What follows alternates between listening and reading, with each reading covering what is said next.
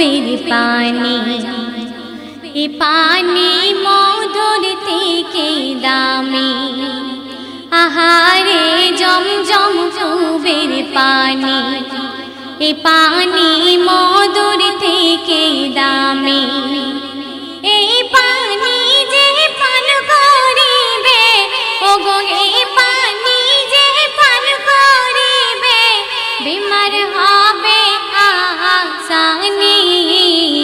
ও যে জমজম কুবের পানি, আহারে জমজম কুবের পানি, এ পানি মধুর থেকে দামি। এই পানি যে পান করিবে, ওগো এই পানি যে পান করিবে, বিমার হবে আসানি। ও যে জমজম কুবের পানি। আল্লাহ পাক এই জমজম কুবের কেমন সম্মান দিয়েছে শুনবেন। ইসমাইলের চরণ ছোঁয়া এই পানিতে আছে, আর হাজরা বিবির সবরের ফল আল্লাহ পাক দিয়েছে, ওগো আল্লাহ পাক দিয়েছে। আর পায়েস ভরা এই পানিতে, ওগো পায়েস ভরা এই পানিতে, বলে আল্লাহর গনি। আহারে জমজম কুবের পানি, এ পানি মধুর থেকে দামি।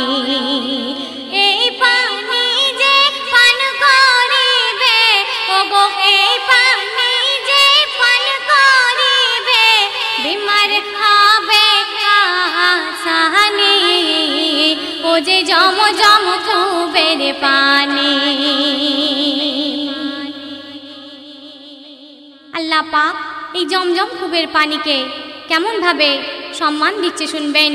যদি একজন মা গর্ভবতী অবস্থায় যন্ত্রণা সহ্য করে, তাহলে তার যন্ত্রণাকে আরামদায়ক করে তোলার জন্য কেমন ভাবে এই জমজম কুবের পানি ব্যবহার করলে তার আরাম হবে। কবি ছন্দের মাধ্যমে বলছেন, প্রসব বেদনায় কষ্ট যদি পায় কোনো মা, তখন জমজমের পানি খাইয়ে দিও, থাকবে না যন্ত্রণা, ওগো থাকবে না যন্ত্রণা।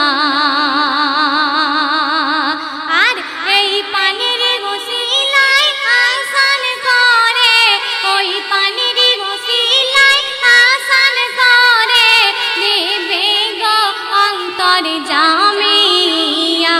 গো জমজম কুবের পানি, এ পানি মধুর থেকে দামি। এই পানি যে পান করিবে, ওগো এই পানি যে পান করিবে, বিমার হবে আসানি। ও যে জমজম কুবের পানি।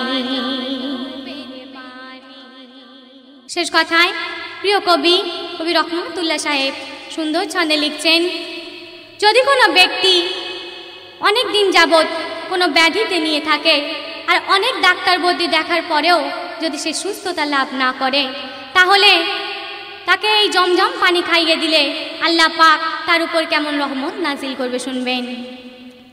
গায়ে যদি কোনো রকম ব্যাধি হয়ে থাকে,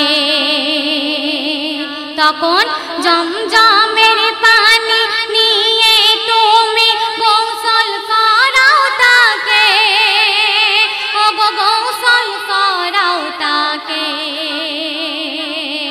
তাহলে রোগ তোমার ভালো হবে, ওগো রোগ তোমার ভালো হবে।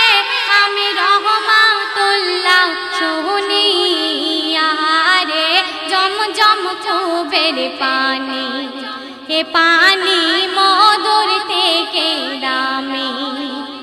এই পানি যে পান করিবে, ওগো এই পানি